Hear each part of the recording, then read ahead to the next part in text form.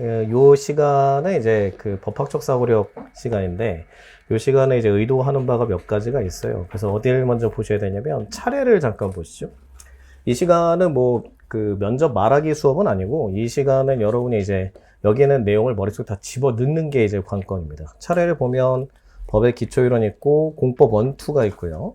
그 다음에 페이지 넘겨보시면 민사법 1, 2, 3가 있고, 형사법 1, 2가 있고, 사회법이 있습니다. 그래서 이 시간은 이제 지식 습득 시간이라고 생각하시면 되고, 그리고 중간중간에 그 예고하지 않고 시험을 시행할 겁니다. 주관식 시험을 볼 거예요. 그래서 여러분이 답안지를 써서 제출하면 내가 채점해서 다시 줄 겁니다. 근데 여기서 보는 시험은 진짜 법 과목 시험을 볼 겁니다. 그래서 이제 공부한 거 내에서 냈는데 10점 만점 몇 점이라 채점해서 줄 거예요. 나도 스트레스를 풀어야 되지 않겠습니까? 여러분이 말하는 걸 듣는 나의 입장도 생각을 해보시면, 나도 이제 채점하면서 이제 10점에 5점 주고 좋아하고 뭐 스트레스 나도 좀 풀고 뭐 이런 방식이긴 한데, 그래서 이 수업 시간에는 이제 그냥 공부하시는 거예요. 공부하시는 거고, 그 다음에 제가 출제하는 문제들이 중간에 객관식일 수도 있습니다. 객관식 사지선다나 오지선다를 줄 수도 있어요. 그리고 그 시험을 볼 때는 오픈북 테스트를 할 겁니다. 왜냐면 알고 있는 게 없다고 제가 생각하기 때문에 오픈북으로 볼 거라서 노트북 찾아서 쓰셔도 돼요. 시험 가끔 1시간 정도씩 볼 건데, 뭐 2시부터 3시 사이에 시험을 볼 수도 있고, 아니면 이제 끝나고 숙제를 줄 수도 있습니다. 그리고 추석 연휴 때는 수업이 없기 때문에 추석 연휴 때는 추석 숙제가 좀 따로 있을 거예요. 그래서 추석 때 해서 제출해야 될 것들. 그래서 이제 어쨌든 공부를 하는데 주안점을 둘 거고요. 그래서 보시면 오늘은 법의 기초 이론 부분을 볼 텐데, 법의 기초 이론이 이제 법 철학이 좀 나오기 때문에, 그래서 뭐 사실 우리가 면접할 때 가장 기본적인 내용 중에 하나라서 한번 보도록 하겠습니다. 그래서 여기서부터 이제 볼 겁니다. 그래서 페이지 넘겨보시면 3페이지입니다. 전자칠판을 활용할 거기 때문에 칠판 판서는 다 여기다 할 거예요. 그래서 밑줄도 그으면 같이 그으시면 됩니다. 그래서 이제 약간 여러분이 요 수업 시간에는 적극적인 형태를 취하지 않아도 됩니다. 그러니까 면접 수업 때는 적극적으로 활동을 하셔야 되지만, 이 수업 때는 그냥 졸지만 않으면 돼요. 졸지만 않고 그냥 물어보면 답변만 하시면 됩니다. 답변이 물론 틀릴 거지만 뭐 답변은 계속 하셔도 됩니다. 그래서 요 수업 시간은 그렇게 진행이 되니까. 일단 이제 첫 번째 챕터가 이제 법의 개념 및 이념인데, 요거 좀 보시면 흑 지우고 다시 할게요. 그래서 이동.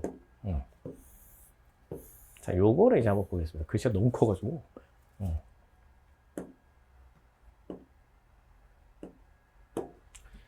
법에 관련된 설명이 나옵니다. 그래서 이제 여러분이 이제 법을 앞으로 공부하셔야 될 사람들이고, 지금 이 수업의 주안점은 약간 법학 개론의 성격도 있어요. 그러니까 여러분이 이제 로스쿨 입학하기 전에 알아야 될 기본적인 법 지식. 그래서 지금 아까 차례를 보셨지만, 이 차례는 변호사 시험 차례하고 똑같습니다. 그래서 이제 아이 책을 내가 작업을 할 때, 처음 작업할 때 변호사 시험 과목으로 작업을 했어요. 그래서 공법, 민사법, 형사법 이렇게 나눠놨기 때문에, 일단은 그 법학적 사고력 앞에 부분에서는 공법 영역을 주로 다룰 겁니다. 그래서 헌법하고 행정법 영역을 주로 다룰 거고요. 뒤로 가면 형사, 민사 쪽을 이제 다루게 될 텐데, 일단 오늘 보시는 이제 법에 관련된 건데, 이 법이라는 걸 보시면 여기 이 글씨가 보일 겁니다. 이게 어느 나라 말 같습니까? 독일어입니다. 이거 어떻게 읽어요? 약간 가래 끓는 소리로 하시면 굉장히 좋습니다. 레흐트라고 하시면 아주 정확한 발음이 될 텐데, 저 레흐트를 영어로 바꿔보십시오. 영어로 뭐겠습니까, 레흐트가? 영어로 바꾸면 이렇게 됩니다. 라이트가 뭐예요? 우파입니까? 라이트는 권리입니다, 권리. 자, 그러면 여러분이 법에 대해서 개념을 잡기 전에 제일 먼저 하셔야 될 거는, 법은 권리다라는 생각을 먼저 하셔야 돼요.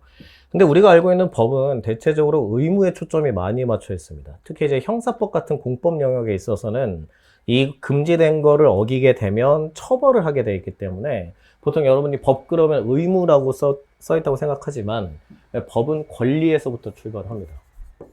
그래서 항상 이제 보셔야 될 게, 법이 나왔다. 그럼 여기 그 다음 줄에 보시면, 어느 사회의 정당한 정치 권력이 공공선을 위해서 자연질서의 근거를 두고 합리적 가치 요소들을 반영해서 만들어진 강제력이라는 단어가 나와요. 그 다음에 여기 좀 재밌는 키워드가 있는데 이렇게 되어 있습니다. 이게 법의 정의입니다. 그래서 여러분이 이제 법의 정의를 좀 개념을 잡아야 이제 앞으로 면접할 때 도움이 될 텐데, 법이라는 것은 권리 실현이 초점이 되어 있어요. 권리 실현이 초점이 되어 있는데, 우리가 지금 현대사회에서 쓰는 법은 그 가치 요소들을 반영해서 강제력을 부과하는 생활규범이라는 표현이 되어 있습니다. 그래서 생활규범이기 때문에 생활이 아니라 규범이라는 거예요. 그러니까 생활에 있는 영역 중에 우리가 규범화 시켜야 될 것들을 법으로 만들었답니다. 근데 이렇게 읽어보면 앞뒤가 좀 안 맞아요. 왜냐하면 법은 분명히 저희 보시면 law라고 써있고 left, right라고 써있습니다. 이거 권리예요. 그게 어디서 이제 문제가 생겼냐면 여러분이 우리는 이제 아시아권이고 동양이고 그 다음에 유럽이나 미국에서 얘기하는 법이 좀 다릅니다. 저 레흐트란 말은 유럽에서 나온 말이고요. 우리는 법을 right라고 읽진 않습니다. 우리는 법을 약간 의무관계에 관련된 법으로 읽기 때문에 결국 법이라는 거를 이렇게 볼지 이렇게 볼지가 큰 차이가 있습니다. 근데 우리나라는 이렇게 봐요. 법이라는 걸 규범화시키면 우리가 규제할 수 있다. 법을 만들면 사회생활을 우리가 컨트롤할 수 있다. 여기에 초점이 있지만 영미법이나 유럽법에서는 이런 식으로 되어 있습니다. 권리를 주장하면 권리를 실현시키는 걸 법의 주안점으로 삼아야 된다. 이렇게 적어놨어요. 그래서 똑같은 단어지만 그 시대 상황하고 문화 배경에 따라서 법을 바라보는 관점이 굉장히 상반된다는 걸 찾을 수가 있습니다. 여러분이 볼 때는 저 왼쪽에 있는 그림이 좀 더 타당해 보일 거예요. 그래서 현대 사회에 있어서 대한민국 법도 이런 식으로 지금 바뀌어가는 추세입니다. 예전에는 의무화시킨 게 되게 많았어요. 그래서 이제 점점 의무화시킨 거에서 사생활에 대한 권리라든지 또는 이제 개인에 대한 것들을 좀 빼는 추세에 있습니다. 그래서 형사 처벌하는 그 법규들도 보면 최근에 제일 대표적인 게 낙태죄 같은 거예요. 낙태죄도 이런 식으로 했던 거예요, 우리가. 우리는 생명을 중시 여긴 나라고 태아의 생명도 굉장히 중요하니까 임산부의 권리보다는 훨씬 더 중요하다. 그러니까 우리는 위에서 규율하면 따라라. 어기면 처벌받는다. 이런 식으로 했던 거예요. 근데 최근에 이제 2018년도, 19년도 지나가면서부터 이런 식으로 좀 많이 바뀌었습니다. 그래서 여러분이 앞으로 법에 대한 관점을 설명할 때는 권리를 주장하고 이 국민의 권리를 얼만큼 보장해 줄까 하는 게 법이구나라고 생각하시면 조금 더 수월하게 접근하실 수 있어요. 법을 너무 의무 관점에서 바라보게 되면 너무 규율적 기능에 초점을 맞추게 됩니다. 근데 법의 기능이 좀 이따 보시겠지만 법의 기능이 되게 많아요. 법의 기능 중에 우리가 정말 규율적 기능이 가장 원천적이고 중요한 기능이긴 하지만 현대사회에서도 과연 그렇게 봐야 될 거냐? 아니면 기본권을 보장하는 데 초점을 둬야 되는 거냐? 여기에 대해서 굉장한 대립점이 생깁니다. 그래서 지금 보시는 것처럼 그 법이라는 거 위아래 이렇게 볼 수 있다는 거죠.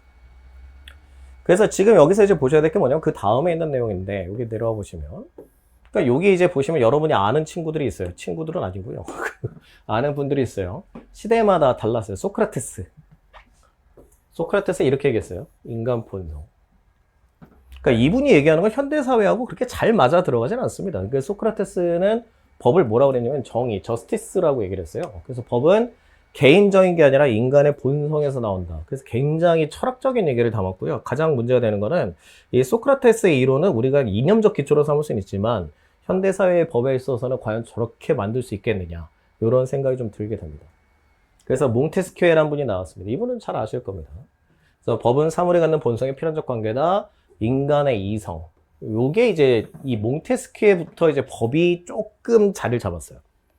그러니까 인간의 이성에 기초를 둬야 된다. 그리고 보시면 조직체란 말이 나옵니다. 그러니까 약간 어떤 느낌이 좀 들어요. 그러니까 개개인에 관련된 이성에서 나오지만 전체에 대해서 일률적으로 규율할 수 있는 게 법이다. 이런 식의 이제 판단이 가능하게 된 거고. 그 다음에 예링은 목적으로 봤어요. 법은 왜 만들었냐? 목적이 있기 때문이다. 이렇게 봤고요. 그 다음에 여러분이 잘 아시는 분이 여기 있습니다. 이분인데 옐리네크요. 그리고 라렌츠, 피터 라렌츠라는 사람이 있습니다. 최근에는 이 두 가지가 핵심이에요. 그래서 지금 최근에는 법을 볼 때 법은 도덕의 최소한으로 잡아야 될 거고 도덕의 모든 것들을 법으로 넘길 수는 없다라는 개념하고 법은 살아있는 의지라고 되어 있습니다. 근데 이 표현을 조금 나중에 써먹기가 좀 좋아요. 왜 그러냐면 그럼 법이 고정되어 있다는 얘기입니까? 유동적이라는 얘기입니까?